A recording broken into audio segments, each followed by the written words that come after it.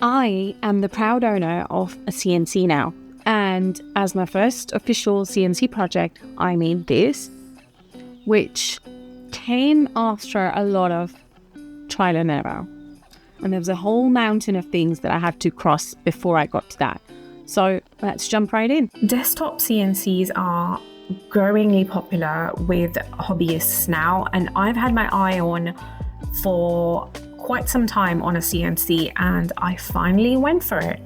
So the one that I got is a Fox Alien CNC. I will link everything along with my discount code in the description below. And obviously the first thing to do once this arrived was to put it together. Now, I consider myself quite good when it comes to assembling things and putting things together. Oh, really?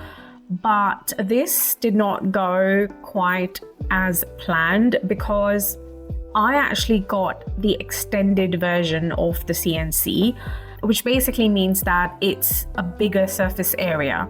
Now, that usually is sold as a separate kit. So you get the original bundle of CNC first, and then you get the extension if you want to widen your surface area. That's usually how they do it. I, however, have gone ahead and got the extended bundle. So this actually came in 2 packages. One was the original machine and the second was the extension. So as you can imagine, the instructions were a bit tricky for me because I didn't want to waste all of the time putting together the normal machine and then having to unassemble it only to extend it. So I had to somewhere pick this up in between, which, if you haven't done this before, is not the easiest. So as soon as I realized that is how this was going to be, I spent a good week basically procrastinating about how I'm going to do this. I even asked around locally in my circle and in and around everyone I knew if anyone knew how to put this thing together, but I had no help. Literally didn't know anyone that could help me with this. So after I spent a week procrastinating, I did decide, right, that's it. I'm just going to do it. How hard can it be? And it took a lot of pep talk to self before I actually attempted this. So one thing I have to say, I have watched a YouTube video for the assembly. Instead of referring to the manuals, I have mainly assembled this using and watching James Dean's YouTube video. So I am going to link him and his video in the description below as well, just because I feel that was extremely helpful for me to be able to put this together, because I could see what to do, where to do, and even though the manual has pictures, I don't know, I just work better with watching YouTube. So once I assembled the machine, it was next time for some wiring to sort of wire the entire machine together. And once again, his video explains all of this really well. And yeah, I was able to do all of that. And can I just say, I was so proud of myself after I've done this. I was so chuffed that I assembled a rather complicated version of, because like I said, I had the kit and then I had the extension kit. So I was so proud that I was able to get this together and get it working first time around all by myself. So yeah, I patted my back several times because I was just so happy with myself. But like I said, before I got to that, it was followed by a week of procrastination. So moral of the story, I do get it done. I do have to panic first. That's just part of the process. Okay, so if you think that the hard part is done, let me tell you that there is a lot more to, and I guess everyone knows this. Maybe it was just me that was so ignorant. But the next thing you want to have to do is to get your head around a 3D modeling software, a CADCAM software, essentially. This is going to be the bridge in between you creating something on the software, and then it obviously converts it into a language that the machine will understand and then process and essentially route out your creation. So I ended up using CADCAM Maker, and I have to say, I do not know, once again, anything about 3D modeling, CAD-CAM. All of that was just like alien words to me. But the community on CADCAM Maker was so helpful. They have a Facebook page that, I was constantly posting questions, and I was able to get a lot of help from so many people. CADCAM themselves have a support team in place. So they had to walk me through some of this, which honestly, I thought it was going to be harder than it was. Pretty soon, I was able to figure out what I was doing, and I did again panic first, and then I got it done. Again, I'm going to link my discount link for CADCAM Maker as well down below. So if you are looking for a 3D modeling software, and this is used for many applications, not just for CNC. So if you are looking for getting a subscription to one, I'm going to leave you with a discount code below. So this is me now mocking up my project, creating my project file on CADCAM Maker. And as my first official CNC project, I want to do my logo.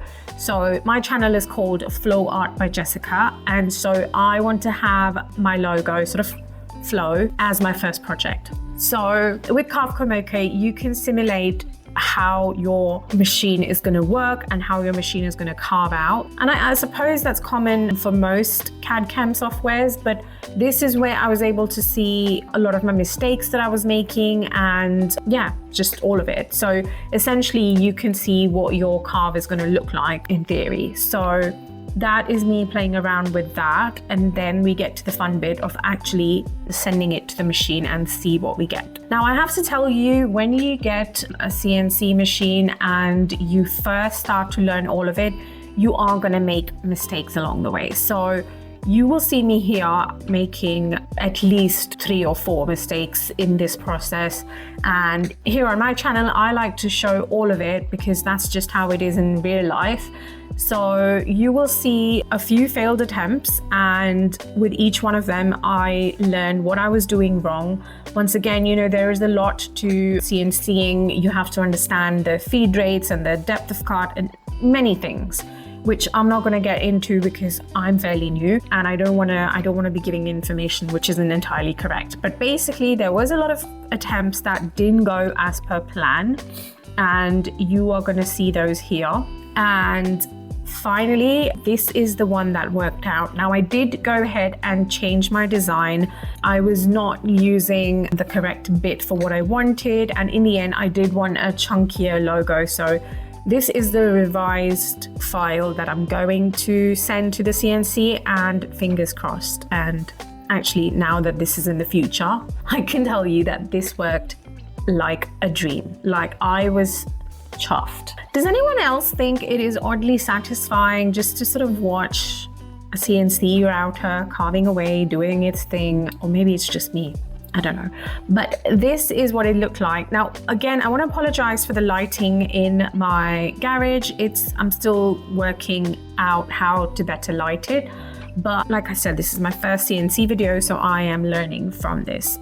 Now, as an artist, you're going to change your mind during the process like a zillion times. And this was one of those moments, because after that fabulous cut, I decided that I wanted it to go all the way through.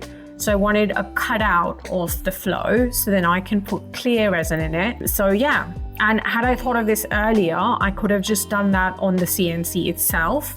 But it was a late thought. Like I said, we change our mind all the time. So this is finally what we have.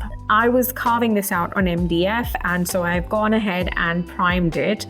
And now comes the fun part where I get to do my arty bits. So what I want to do for this is create sort of a marble background, and I'm using this foil adhesive by Artsy Will from Artistic Painting Studios. Again, link in the description along with discount code. I'm obsessed with foiling at the moment, and if you've seen my videos, you must have seen me do this technique previously. So what I'm going to do is apply this adhesive on the panel, and then we're going to do a marble foil on it. And I love this adhesive because unlike some of the others, you can leave this and come back to it like at another day. There's no sort of window where you have to come and do the foiling or the adhesive will completely dry or whatever. With this, you can come back after a couple of days, you can come back after a week, you can come back after a month, and which is precisely what happened with me, because I had a big custom order that I was working on, which is this mountain of coasters, which had to be done in a particular time, and I was completely focused on that. And so I have literally come back to this after 2 weeks, and the adhesive is still tacky, which is what I love. Okay, so this is the foil I'm going to be using. It's a marble effect kind of a foil, and I want this to be the background of the piece. So once again, I am no expert on doing the foiling, so if you'd like proper tutorial videos on this step, go over to Artistic Painting Studio, and there you'll find a whole range of resources on how to do this properly, and they have a ton of foils.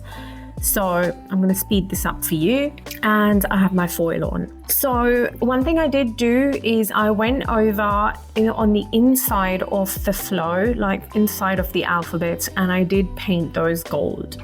I don't know if that's going to make a difference in the end, but I went ahead and did that anyway. Next, what I want to do, like I said, is to fill in the flow with some epoxy resin. And for that, I'm using a sticky back plastic that I'm just going to stick at the bottom side and hopefully be able to pour resin on the top. And then once it's cured, just peel away the back, or so I hope. Now that I have the plastic on the back, I'm pouring in my resin, and I've decided to keep it clear. And I poured in a tiny amount first just to make sure it's not leaking from anywhere. And once that is fine, I have gone ahead and filled up, well, almost up to the top of the alphabet. And once that is cured, I can peel away the backing paper. So the next thing I want to do is edge this piece, and I have decided to use this gold, what do they call it? Oh my God, I've completely forgotten what they call it. Edge banding. Yeah. Okay, I have decided to use this gold edge banding.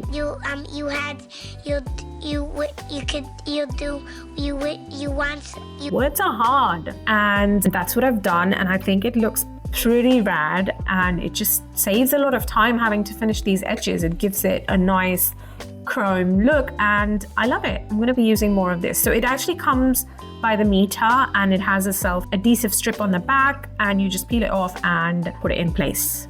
And this worked so well. Okay, so now that that's on, I want to go ahead and do another coat of resin on this entire piece.